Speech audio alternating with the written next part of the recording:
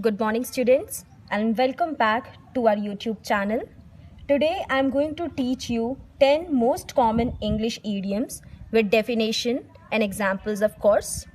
Students, हमने अपनी previous class में वन वर्ड सब्स्टिट्यूशंस पढ़े थे, जिसका यूज़ हम डेली लाइफ में करके अपनी इंग्लिश को इम्प्रूव करते हैं. आज जो टॉपिक हम पढ़ने जा रहे हैं उसे हम ईडियम्स कहते हैं और हिंदी में मुहावरे कहते हैं. आप डेली लाइफ में हिंदी के मुहावरों का तो इस्तेमाल करते ही होंगे. इसी तरीके से हम इंग्लिश में ईडियम्स को यूज़ करके अपनी इंग्लिश को और अच्छा बना सकते हैं. Let's start. Definition of idiom. An idiom is a phrase which has a different meaning from the meaning of its components. पहले हम difficult words का meaning समझने की कोशिश करेंगे. Phrase. Phrase is a group of words which make sense but not complete sense. Phrase का मतलब होता है ऐसे शब्दों का भंडार जिसका मतलब तो निकलता है लेकिन पूरी तरीके से मतलब नहीं निकलता. Different का मतलब होता है अलग, और कंपोनेंट्स का मतलब होता है हिस्सा यानी कि parts. Idiom is a phrase. अब आप समझ चुके होंगे कि ईडियम एक तरीके का फ्रेज है, मतलब जिसका मतलब तो निकलता है लेकिन पूरी तरीके से मतलब नहीं निकलता. Which has a different meaning from the meaning of it components, यानी कि जो सेंटेंस में लिखा हुआ होता है उससे हट के उसका मतलब होता है. Idioms can be found in every language.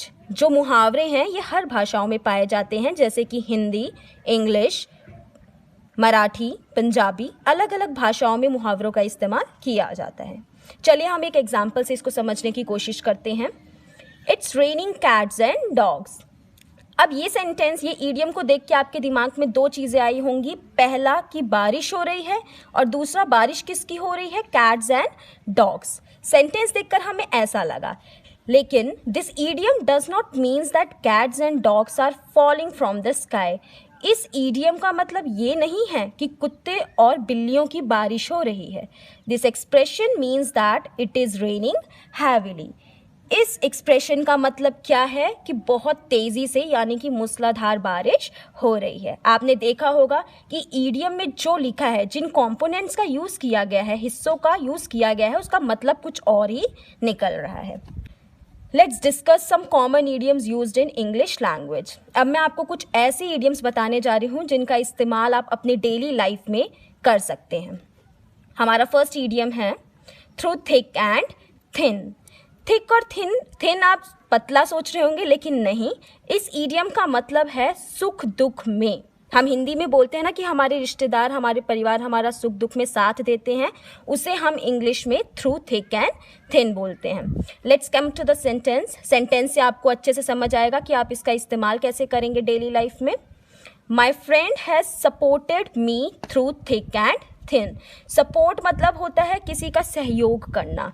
मेरे दोस्त ने मेरा सुख दुख में सहयोग किया.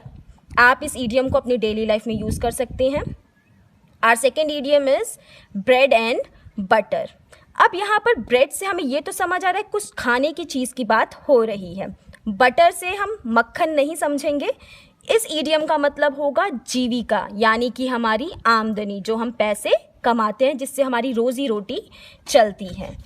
इसका सेंटेंस जो बनेगा वो है you have to earn your own bread and butter. तुम्हें वक्त के साथ खुद अपनी जीविका कमानी पड़ेगी. हम पूरी ज़िंदगी अपने माँ बाप पर आश्रित नहीं रह सकते.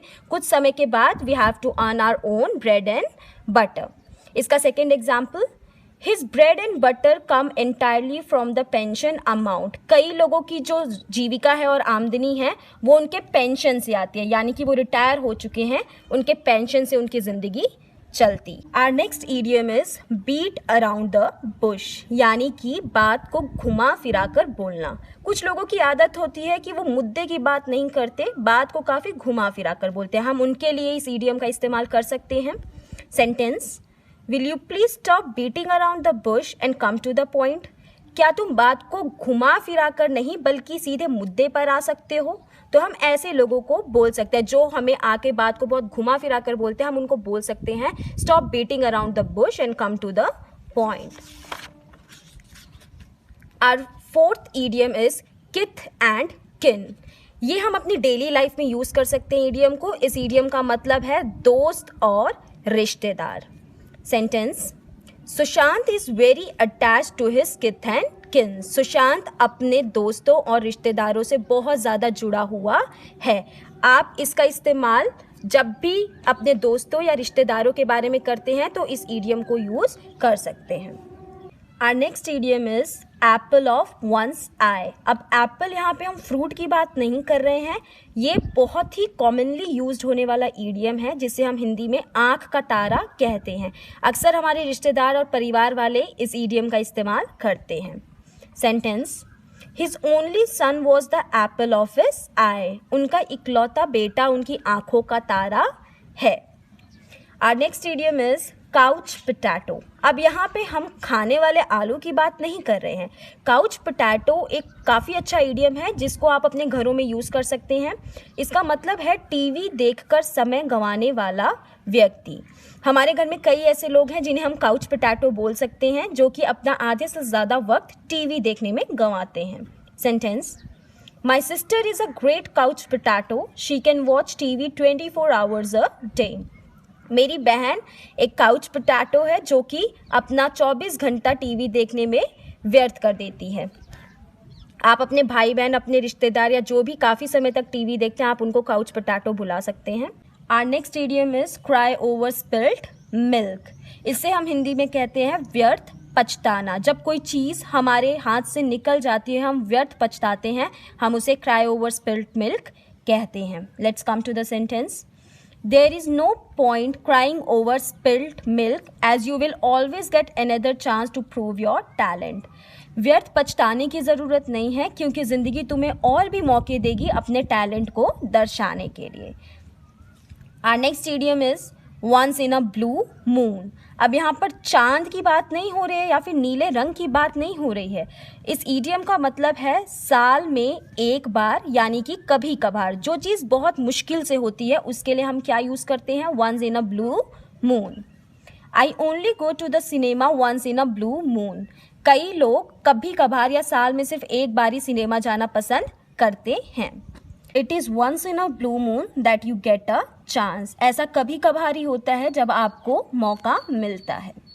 Our next idiom is every cloud has a silver lining. आप इस इडियम का इस्तेमाल कर सकते हैं अपनी डेली लाइफ में। मैं भी इस इडियम का काफ़ी ज़्यादा इस्तेमाल करती हूँ। It is very important idiom. इस इडियम का मतलब है हर काली रात के बाद एक उजली सुबह होती है, यानी कि हर बुरे वक्त के बाद एक अच्छा समय आता है। जब कोई इंसान अपनी ज़िंदगी से निराश हो तो हम उसको ये बोल के सिंपैथाइज कर सकते हैं या उसको मोटिवेट कर सकते हैं, every cloud has a silver lining, यानी कि आपका बुरा वक्त जल्दी ख़त्म हो जाएगा। I am sorry for your loss. मुझे आपके नुकसान के लिए बहुत ज़्यादा दुख है। बट डोंट डेस्पेयर, यानी कि निराश मत होइए। डेस्पेयर का मतलब होता है निराश होना। Every cloud has a silver lining. आपका बुरा वक्त जल्दी ख़त्म हो जाएगा और अच्छा वक्त जल्दी आएगा। Our last idiom is add fuel to the fire. Fire का मतलब होता है आग। आग में घी का काम करना, यानी कि कोई बुरी स्थिति को और ज़्यादा खराब बना देना। स्टूडेंट्स, कई लोग ऐसे होते हैं जिन्हें स्थिति को खराब करने में काफ़ी मज़ा आता है। They add fuel to the fire. Let's come to the sentence. If he is angry don't say anything. अगर वो गुस्सा है तो उसे कुछ मत बोलो। You will just be adding fuel to the fire, यानी कि कुछ भी बोलकर आप स्थिति को और ज़्यादा खराब कर दोगे। स्टूडेंट्स, आई होप आपको ईडियम समझ आए हों। आप इन्हें याद कीजिए, इनको प्रैक्टिस करने की कोशिश कीजिए और ज़्यादा से ज़्यादा अपनी डेली लाइफ में इन्हें यूज़ कीजिए। नेक्स्ट क्लास में हम प्रोनाउंसिएशन पर वर्क करेंगे। That's all for today's class. I hope you like this class. अगर पसंद आई हो तो लाइक कीजिए, शेयर कीजिए और हमारे चैनल को सब्सक्राइब कीजिए। Thank you so much.